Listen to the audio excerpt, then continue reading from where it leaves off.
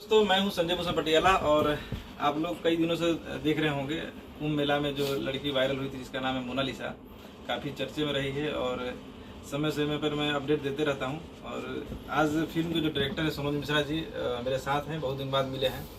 सब लोग बोलते हैं कहाँ है ये आदमी, खोजना मुश्किल था। कब तुरंत फ्लाइट से दिल्ली, तुरंत देहरादून, तुरंत यूपी, तो कभी झारखंड, तो कभी मध्य प्रदेश, कहाँ कहाँ की यात्रा होती है उनको पता नहीं होती है। और आज मुंबई पहुंचे हुए हैं। आज इनसे कुछ पूछते हैं जो हमारे दिमाग में क्वेश्चन चल रहा है, वो सारे क्वेश्चन मैं आप लोगों के सामने रखने वाला हूं जो अपने कमेंट में पूछा है। जी आदेश करें। सर सबसे पहले तो आपको बहुत बधाई हो द डायरी ऑफ मणिपुर के लिए। धन्यवाद आपका और सारे देशवासियों को इस मकसद के लिए मेरे साथ आना चाहिए, इसलिए मैं सबसे रिक्वेस्ट करूंगा सब लोग मुझे ब्लेसिंग्स दें। ये बहुत बड़ा बोल्ड डिसीजन लिया है मैंने, एक बंजारन, एक छोटे तबके की बच्ची को आगे बढ़ाने के लिए, और इसमें सबका आशीर्वाद, सबका साथ सहयोग मुझे चाहिए और जनता जनार्दन के बगैर ये प्रयास संभव नहीं हो पाएगा। मेरा पहला क्वेश्चन है जो पूरे हिंदुस्तान की जनता चाहती है कि करिए, द डायरी ऑफ मणिपुर की शूटिंग कब होगी और मोनालिसा इसमें क्या रोल निभाएगी? मोनालिसा जो बच्ची है अभी, जिस लायक है, मैंने उसको सोच समझ कर फिल्म में कास्ट किया है। मेरी फिल्म में जो किरदार है वो एक गरीब बच्ची का है जो बहुत किसी छोटे से गांव में रहती है, और उस बच्ची के अपने सपने हैं और उसके कुछ दोस्त हैं, कुछ गाय हैं, कुछ तितलियां हैं, कुछ पक्षियां हैं। तो एक अच्छी सी जिंदगी जो अपने आसपास, जैसे अभी तो उसने जिया है प्रकृति के पास, कुदरत के आसपास, वैसा ही हमारी फिल्म में भी कैरेक्टर है। तो बहुत ज्यादा उसको और जाने की जरूरत नहीं पड़ेगी, मतलब उसको अगर बेसिक चीजें हम सिखा ले गए तो बड़ी आसानी से फिल्म में वो मेन लीड की भूमिका निभा सकती है। मोनालिसा से जब पहली बार गए थे कुंभ मेला मिलने के लिए, तो आपसे मोनालिसा से मुलाकात नहीं, उनके फैमिली वालों से मुलाकात हुई जी। तो फैमिली वालों ने आपको बोला कि उनके गांव जाइए, मिलिए जुलिए। जब आप पहली बार मोनालिसा घर जाने के प्लान आपने किया, क्या कुछ दिमाग में चल रहा था आपके? देखिए, मेरे दिमाग में ये चल रहा था, मैंने परियों की कहानी सुनी थी बचपन में कि एक परी थी और उसकी माँ उसको बहुत, मतलब एक लड़की थी, उसको माँ, सौतेली माँ उसको बहुत डिस्टर्ब करती थी।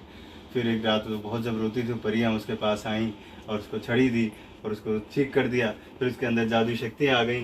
तो मुझे लगा कि ये वही लड़की है, उसके अंदर जादुई शक्तियाँ हैं और कुंभ मेले से उत्पन्न हुई, बहुत पवित्र स्थान से उत्पन्न हुई एक बच्ची जिसने पूरे देश को अपनी तरफ आकर्षित कर लिया हो, इसको लेकर मैं फिल्म बनाऊंगा और एक नया इतिहास लिखूंगा। ये सोचते हुए मैं उस गांव में पहुंचा जहां पर पूरे गांव ने मेरा स्वागत किया तहे दिल से, क्योंकि उस गांव में अभी तक हाल चाल लेने वाला कोई नहीं गया था। सिर्फ सेल्फी लेने वाले और अपना रील्स बनाने वाले और अपना यूट्यूब चैनल चलाने वाले सिर्फ लोग गए थे।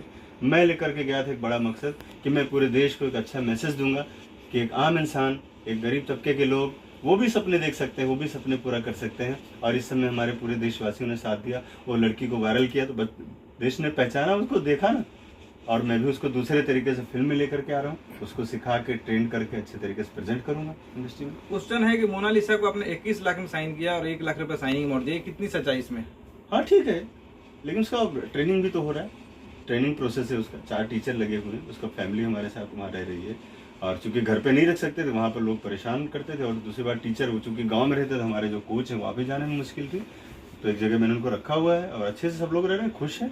हाँ, थोड़ा ये सब चीज़ें जो आती हैं तो थोड़ी देर के लिए डिस्टर्बेंस तो हो जाता है, करीब क्या बात है, कहीं ऐसा ना हो जाए, कहीं वैसा ना हो जाए, कहीं जेल ना हो जाए सनोज मिश्रा। ऐसा कुछ नहीं हो सकता। ये तो मैं जानता हूँ कि मेरा नाम लेकर लोग मीडिया में आना चाहते हैं, चर्चा करना चाहते हैं, ताकि उनकी जो सोई हुई आत्माएं वो फिर से बाहर आ जाएं, लोग उनको जान जाएं कि जिंदा हैं, क्योंकि अपने कर्मों से तो मर चुके हैं वो, अब इसी बहाने जिंदा होना चाहते हैं। उनको सोशल मीडिया पे 15-16 लाइक भी नहीं मिलते थे, आज वो चैनल पे बैठ के डिबेट कर रहे हैं। क्यों? मेरा नाम लेके, क्योंकि मैंने अपना नाम बड़ा किया है, बड़े काम करके, बड़े काम करके। मोनालिसा जो इस फिल्म में है, साथ में जो हमारे फिल्म के हीरो हैं राजकुमार राव के बड़े भाई अमित राव नाम है उनका जी। अमित राव जी इस फिल्म में क्या कुछ कैरेक्टर है मोना जी साथ में? अमित राव जी इस फिल्म में मुख्य किरदार निभा रहे हैं, इस फिल्म के सेंट्रल हीरो हैं और पॉलिटिशियन की वो बेटे हैं और लंदन में रहते हैं। और उनकी जर्नी है लंदन से इंडिया तक की, बहुत स्ट्रगल वाली जर्नी है उनकी। बहुत सारे उनके कैरेक्टर के अंदर बहुत सारे ट्रांसफॉर्मेशन है, मतलब तो एक चैलेंजिंग किरदार है, लेकिन वो चूंकि मजे हुए एक्टर हैं, थिएटर के बहुत बड़े आर्टिस्ट हैं वो, तो मेरे ख्याल से वो मेरा सिलेक्शन सबसे परफेक्ट सिलेक्शन है। मतलब मणिपुर पिक्चर का नाम है, तो मणिपुर में आप क्या दिखाना चाहते हैं? हम तो ये पिक्चर की स्टोरी आपसे नहीं पूछ रहे हैं, लेकिन दुनिया जानना चाहती है कि आप बनाना क्या चाहते हैं। हमेशा कंट्रोवर्सी में मनोज मिश्रा रहते हैं, तो क्या फिर से हिंदुस्तान और मणिपुर की कंट्रोवर्सी चलेगी? हिंदुस्तान और मणिपुर की कोई कंट्रोवर्सी नहीं है। मणिपुर में भी इंसान रहते हैं और मणिपुर में वो इनोसेंट इंसान रहते हैं जिनको हमने कभी अपने में एक्सेप्ट ही नहीं किया। हम लोग उनको कभी चाइनीज बोलते रहे, कभी चिंकी करके, कभी कुछ, लेकिन हमारे भारतीय हैं वो। हमारी फिल्म की कहानी का सबसे बड़ा विषय यही है कि हमने आज तक उनको अपनाया क्यों नहीं, हमने आज तक उनको गले क्यों नहीं लगाया। फिर सिर्फ चेहरे की संरचना बदलने से इंसान की जो ह्यूमैनिटी वो तो नहीं बदल जाती है ना।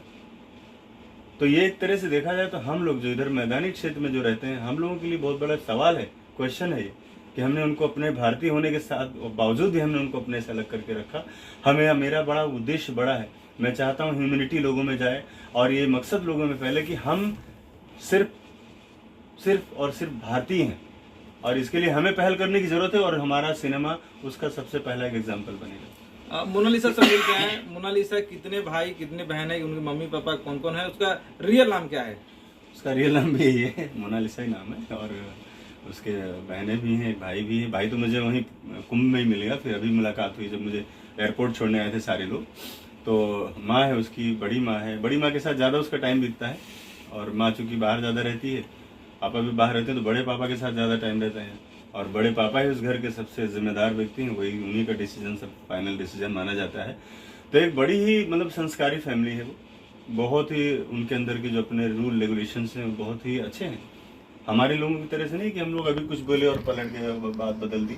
उनके यहाँ कपड़े लत्ते पहनावा खाना पीने से लेकर के बोली भाषा, किसको क्या बोलना है, किसको दादा बोलना है, किसको काका बोलना है, वो सारी चीज़ें भी उनके अंदर जिंदा है। भारत में जो शायद देश में से और हिस्सों में से बढ़ते, जो सभ्य समाज जिसको कहते हैं, वहाँ से लोग भूलते जा रहे हैं, लेकिन उनके अंदर वो चीज़ें भी मोनालिसा की पहली यात्रा थी इंदौर से बेंगलोर, जहाँ पर एक ज्वेलरी के उद्घाटन में मोनालिसा पहुंची थी, हाँ केरला में।